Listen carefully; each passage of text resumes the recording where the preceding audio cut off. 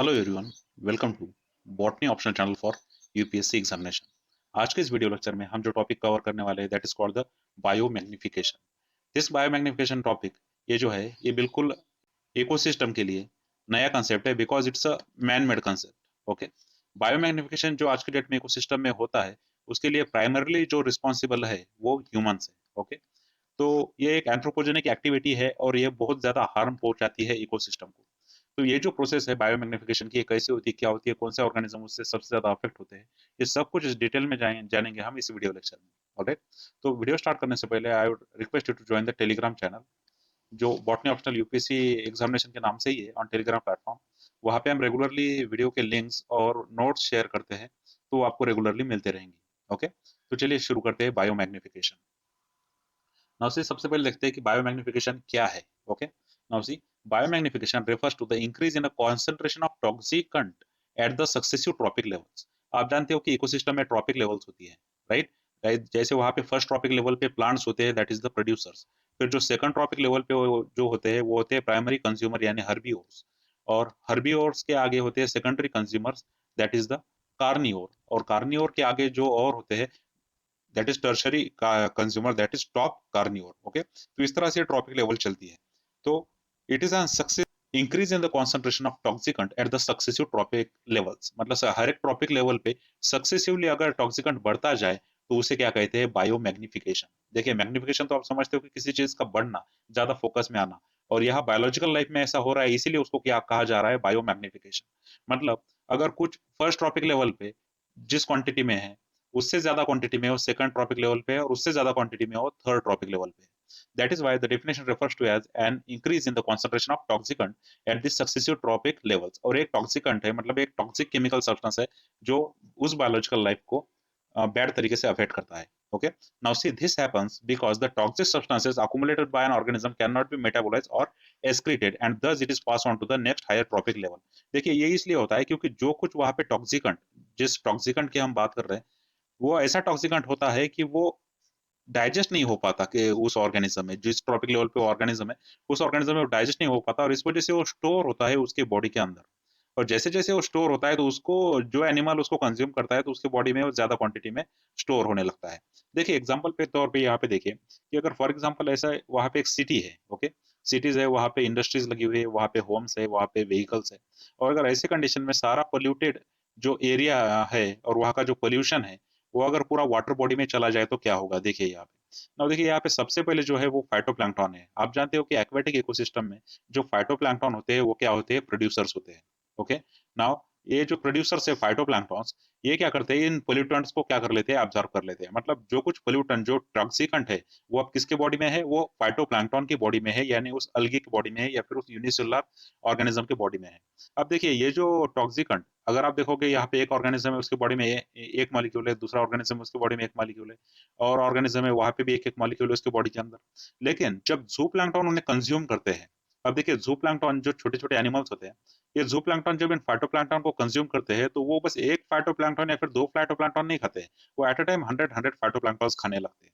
तो इस वजह से क्या होता है कि जो कोई टॉक्सिकेंट जो प्रेजेंट है फाइटोप्लैंक्टन की बॉडी के अंदर, अब वो कहा जा रहा है जूप्लैंक्टन की बॉडी के अंदर। इसलिए यहाँ पे अगर आप देखो तो यहाँ पे नंबर बढ़ रहा है। यहाँ पे दिखाया गया है कि जो एनिमल उसकी बॉडी में यहाँ पे दो मॉलिक्यूल आ गए हैं टॉक्सिकेंट के, यहाँ पे तीन आ गए, यहाँ पे दो आ गए, यहाँ पे भी दो आ गए। मतलब वो जितना ज्यादा फाइटोप्लैंक्टन कंज्यूम करेंगे जिसके बॉडी के अंदर ये टॉक्सिकेंट होगा, उतने ज्यादा मॉलिक्यूल जो है वो जू प्लैंक्टन की बॉडी में अकुमुलेट हो जाएंगे। अब देखिए, ये जो जू प्लैंक्टन होते हैं उसको जो जो मीडियम साइज फिश होती है वो उसको खाती है, इन जू प्लैंक्टन्स को, छोटे छोटे प्लैंक्टन्स को। अब देखिए, इनके बॉडी में दो दो ये टॉक्सिकेंट मॉलिक्यूल थे। अब देखिए, ये जो नेक्स्ट ट्रॉपिक लेवल है उसके बॉडी में कितने टॉक्सिकेंट के मॉलिक्यूल बन गए। क्यों? क्योंकि इन चारों को खाने का काम ये अकेली फिश करती है ऑन डेली बेसिस। तो डेली बेसिस पे ये टॉक्सिकेंट जो है वो बढ़ता जाता है जिस मीडियम साइज फिश में। तो आप देख रहे हो कि यहाँ पे बायो मैग्निफिकेशन हो रहा है, मतलब जो टॉक्सिकेंट का मॉलिक्यूल है वो बढ़ते बढ़ते जा रहा है। जैसे जैसे ट्रॉपिक लेवल बढ़ रही है वैसे वैसे कॉन्सेंट्रेशन बढ़ रहा है टॉक्सिकेंट का। अब यहाँ पे देखिए, फाइटोप्लैंक्टन की बॉडी में पर फाइटोप्लैंक्टन एक ही था, फिर उसके बाद जूप्लैंक्टन में पर जूप्लैंक्टन की बॉडी में दो या तीन मॉलिक्यूल हो गए, और फिर जैसे ही नेक्स्ट ट्रॉपिक लेवल आई तो वहां पे 5-10 से ज्यादा मॉलिक्यूल एक ही ऑर्गेनिज्म में आ गए। अब देखिए, ये जो स्मॉल फिश है इसको ये लार्जर फिश क्या करती है, कंज्यूम करती है। तो जैसे ही ये स्मॉल फिश को कंज्यूम करेगी तो ऐसी एक नहीं, दो नहीं, 5-10 स्पीसीज को वो क्या करेगी, कंज्यूम करेगी। फिर उतना टॉक्सिकेंट किसके बॉडी में आएगा, नेक्स्ट ट्रॉपिक लेवल की बॉडी में आएगा। और ये जो बिगर फिश है उसको फर्दर बिगर फिश यानी शार्क कंज्यूम करती है, इसलिए ये सारा टॉक्सिकन जो है और ज्यादा कॉन्सेंट्रेशन में शार्क में आ जाएगा। तो आप देख रहे हो कि कैसे हर एक ट्रॉपिक लेवल पे ये जो है टॉक्सिकंट कंटिन्यूअसली बढ़ते जा रहा है। जैसे फाइटोप्लैंक्टन की बॉडी में कम था, उसके बाद जूप्लैंक्टन की बॉडी में ज्यादा से अकोमुलेट हो गया, और स्मॉल फिश की बॉडी में उससे भी ज्यादा अकोमुलेट हुआ, उसके बाद बिगर फिश की बॉडी में उससे भी ज्यादा अकोमुलेट हुआ, और उसके बाद जो शार्क है उसके बॉडी में सबसे ज्यादा ये अकोमुलेट हुआ। तो इसी तरह से सक्सेसिव ट्रॉपिक लेवल पे ये जो टॉक्सिकंट है वो ट्रैवल करते जाता है, और जैसे जैसे ये आगे बढ़ता है ट्रॉपिक लेवल में वैसे वैसे उसका कॉन्सेंट्रेशन बढ़ता जाता है। And that is why this concept is called as the biomagnification, क्योंकि यहाँ पे जो टॉक्सिकंट है उसका मैग्निफिकेशन हो रहा है। और ये सब कुछ क्यों हुआ एट द फर्स्ट प्लेस? क्योंकि यहाँ पे फाइटोप्लैंक्टन हो या ज़ूप्लैंक्टन हो या फिर आगे की एनिमल लाइफ हो, ये उस टॉक्सिकन को डाइजेस्ट नहीं कर पाते थे। ठीक है, डाइजेस्ट नहीं कर पाए इसलिए अकोमुलेट हुए, और जैसे कि अकोमुलेट हो गए तो नेक्स्ट ट्रॉपिक लेवल के ऑर्गेनिज्म ने जैसे उनको कंज्यूम किया तो वैसे वो उनके बॉडी में पहुंच गए। Okay, and that is why the bio magnification is occurring. तो इस तरह से बायो मैग्निफिकेशन जो है वो नेचर में होता है। ऑलराइट, चलिए देखते हैं। Now see, waste water from the industries, जैसे आप देख रहे हो कि इंडस्ट्री का वेस्ट वाटर कैसे सीधे सीधे वाटर बॉडी में यहाँ पे पोर किया जा रहा है, और ऑलमोस्ट इसने वाटर बॉडी का कलर ही चेंज कर दिया है to the yellow, which is not the natural colour of the water, right. तो आप समझ सकते हो कि कितना टॉक्सिक कंटेंट इस वाटर बॉडी में हो सकता है। Now see, petroleum, paper manufacturing, metal extraction, processing and chemical manufacturing etc जो process है often contains the toxic substances, notably metals, that is mercury, cadmium, copper, lead etcetera. See, देखिए ये जो कुछ टॉक्सिक मेटल्स यहाँ पे है, ये मेटल्स इस इंडस्ट्रियल वेस्ट में होते हैं। ओके, इंडस्ट्रियल वेस्ट में जैसे कि पेट्रोल हो गया, या फिर पेपर मैन्युफैक्चरिंग इंडस्ट्री होगी, या फिर मेटल एक्सट्रैक्शन इंडस्ट्री होगी, या फिर केमिकल मैन्युफैक्चरिंग इंडस्ट्री होगी, ये सब कुछ क्या करते हैं कि इनका जो वेस्ट मटेरियल होता है, इस वेस्ट मटेरियल को सीधा ये पोर करते हैं इनटू दी वाटर बॉडी। और जैसे ही वो वाटर बॉडी में पोर करते हैं तो वहां पे टॉक्सिकन जो है मर्क्यूरी हो गया, कॉपर, लीड, कैडमियम एक्सेट्रा, ये क्या हो जाते हैं, अकोमुलेट हो जाते हैं। अब जैसे पहले स्लाइड में हमने देखा था कि यहाँ पे अगर फाइटोप्लैंक्टन होंगे तो इनके बॉडी में ये टॉक्सिकेंट जा सकता है। फिर फाइटोप्लैंक्टन से कहाँ चला जाएगा, वो चला जाएगा जूप्लैंक्टन में। जूप्लैंक्टन से और नेक्स्ट ट्रॉपिक लेवल पे जाएगा, वहां से कार्नियोर के पास जाएगा, और वहां से टॉप कार्नियोर के पास जाएगा, और इसके पास उसका कॉन्सेंट्रेशन जो है वो सबसे ज्यादा होगा। मतलब जितना ट्रॉपिक लेवल हाई होगी उतना ज्यादा टॉक्सिकेंट जो होगा उसकी बॉडी में हाई कॉन्सेंट्रेशन में होगा। तो जैसे वेस्ट वाटर इंडस्ट्रीज का ये प्राइमरी सोर्स है बायो मैग्निफिकेशन की में टॉक्सिकेंट का। अगर वहां पे पोल्यूशन हो रहा है, और पोल्यूशन होने के बाद वो सारा पोल्यूटेड एरिया, वो जो सारा पोल्यूटेड कंटेंट है, अगर वो वाटर बॉडी में अगर डिस्चार्ज हो जाता है तो उस वाटर बॉडी में वो अकोमुलेट होने लगता है, और सबसे पहले फर्स्ट ट्रॉपिक लेवल यानी फाइटोप्लैंक्टन की बॉडी में चला जाता है। फिर second trophic level that is the जूप्लैंक्टन की बॉडी में चला जाता है, और जूप्लैंक्टन से वो आगे आगे बढ़ता रहता है till there is a apex predator. Apex predator तक वो पहुंचते जाता है, राइट। ओके, नाउ तो ये जो टॉक्सिकेंट हो सकते हैं वो कौन से हो सकते हैं? जैसे मर्क्यूरी हो सकता है, कैडमियम हो सकता है, कॉपर हो सकता है, या फिर वो लीड भी हो सकता है। Now C, few toxic substances present in the industrial wastewater can undergo the biomagnification in the aquatic food chain। जैसे हमने देखा ये पहले स्लाइड में कि aquatic food chain में वो बायोमैग्नीफाई हो सकता है। जैसे हम देख रहे हैं कि यहाँ पे एक स्मॉल फिश है, इसके बॉडी में अगर वो टॉक्सिकेंट है तो ऐसी स्मॉल फिशेज जो है वो 5-10 फिशेज को ये बड़ी फिश खाती होगी, इसलिए इसके बॉडी में और ज्यादा कॉन्सेंट्रेशन होगा।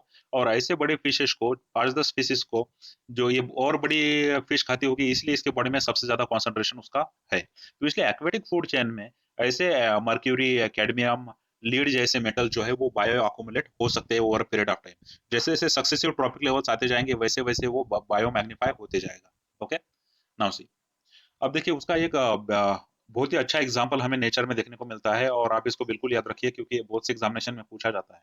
ओके, क्योंकि बायोमैग्निफिकेशन एक ऐसा टॉपिक है जो सीधे सीधे इन्वायरमेंट से कनेक्टेड है, और इन्वायरमेंटल पोल्यूशन की वजह से इसको हर एग्जामिनेशन में पूछा जा सकता है। जैसे यूपीएससी प्रीलिमिनरी एग्जामिनेशन, उसके बाद जो सीजीएल का एसएससी एग्जामिनेशन होता है उसमें भी ऐसे क्वेश्चंस देखे गए हैं, इसलिए इंपॉर्टेंट एग्जाम्पल है। ठीक है, ओके, देखिए this phenomenon is well known for the mercury and DDT. जो मर्क्यूरी होता है और डीटीटी के लिए होता है, ये बायोमैग्निफिकेशन फेमस है इन दोनों के लिए। Now see, in this matter the concentration of DTT is increased at a successive trophic level. Say if we start at the 0.03 ppb in the, that is parts per billion in the water, it can ultimately reach up to the 25 ppm, that is part per million in the fish eating birds through the biomagnification। देखिए example कैसा है, यहाँ पे देखिए ये जो water है, यहाँ पे जो कॉन्सेंट्रेशन है मर्क्यूरी का वो कितना है, 0.03 ppm, दैट इज पार्ट्स पर मिलियन इस वाटर में। लेकिन जो जू प्लैंकटन है उनके बॉडी में जब वो पहुंचता है तो उनके बॉडी में वो कॉन्सेंट्रेशन कितना बन जाता है, 0.04 ppm। उसके बाद ये जैसे जैसे ऊपर चढ़ता है तो स्मॉल फिशेस में इसका कॉन्सेंट्रेशन जो है डीटीटी का वो कितना बन जाता है 0.5 ppm।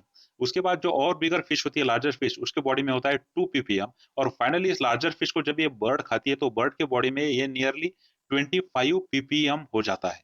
देखिए डीटीटी का यहाँ पे ऐसा एक एग्जांपल है कि जो सक्सेसिव ट्रॉपिक लेवल पे चढ़ता है प्लांट से लेकर तो पूरे एक्वेटिक इकोसिस्टम में। अब अगर आप देखोगे कि वाटर लेवल में कितना होता है कि इट इज ओनली 0.03, लेकिन जैसे ही जूप्लैंक्टन हम देखते हैं तो उसके बॉडी में कितना होता है 0.4 ppm। फिर जैसे ही हम स्मॉल फिश देखते हैं तो उसके बॉडी में कितना मिलता है तो 0.5 ppm। और उसके बाद उससे लार्ज जो फिश होती है तो उसके बॉडी में होता है 2 ppm। तो ये कॉन्स्टेंटली बढ़ते जा रहा है। और उसके बाद ये जो लार्ज फिश है इसको जब ये फिश ईटिंग बर्ड खा लेती है तो उसके बॉडी में वो 25 ppm हो जाता है। अब आप सोचिए कि किस तरह से बायोमैग्निफिकेशन होते जा रहा है 0.03 से लेके तो 25 पार्ट्स पर बिलियन, सॉरी पीपीएम लिखा मैंने यहाँ पे, पार्ट्स पर billion, that is PPB, parts पर बिलियन, ये 25 पार्ट्स पर बिलियन पहुंच जाता है। इस तरह से बायोमैग्निफिकेशन कॉन्स्टेंटली होते रहता है eight the successive trophic levels. तो अब यहाँ पे क्वेश्चन हो सकता है कि यहाँ पे जो फिश ईटिंग बर्ड है, यहाँ पे जो फिश को खाने वाली फाइनली जो बर्ड है जिसके बॉडी में 25 पीपीबी पार्ट्स पर बिलियन वहां पे डीटीटी पहुंच गया तो उसके बॉडी पे उसका इफेक्ट क्या होता है। चलिए देखते हैं क्या इफेक्ट है। Now see the high concentration of the DTT disturbs the calcium metabolism in birds. देखिए जो कैल्शियम मेटाबॉलिज्म होता है इन बर्ड्स के अंदर, ये कैल्शियम मेटाबॉलिज्म क्या होता है यहाँ पे डिस्टर्ब होता है। कैल्शियम मेटाबॉलिज्म यहाँ पे डिस्टर्ब होने की वजह से देखिए उसका कॉन्सिक्वेंस क्या है, which causes the thinning of the egg shell and their premature baking. तो इस वजह से क्या होता है कि ये जो बर्ड्स जब एग्स ले करती है, ओके, यहाँ पे जो एग्स ले करती है तो एग्स का जो आउटर कवरिंग होता है, ओके, ये आउटर कवरिंग जो है एग का वो कैल्शियम से बना हुआ होता है। अब देखिए कैल्शियम मेटाबॉलिज्म डिस्टर्ब होने की वजह से ये जो एग्स है उसका जो बाहर वाला जो ये है, जो थिक कवरिंग है, जो पहले थिक होता था ऐसे, लेकिन अब वो थीन बनने लगा है, इस प्रकार से वो एग बनने लगा है। तो इस वजह से थीन होने की वजह से ये प्रीमेच्योरली ब्रेक होता है, बड़ी जल्दी ब्रेक होता है। और ब्रेक होने की वजह से वहां पे eventually causing the decline in the bird population. तो इसकी वजह से अगर ये प्रीमेच्योरली ब्रेक होता है तो इसके अंदर जो ऑस्प्रिंग था वो प्रीमेच्योरली बाहर आ जाता है।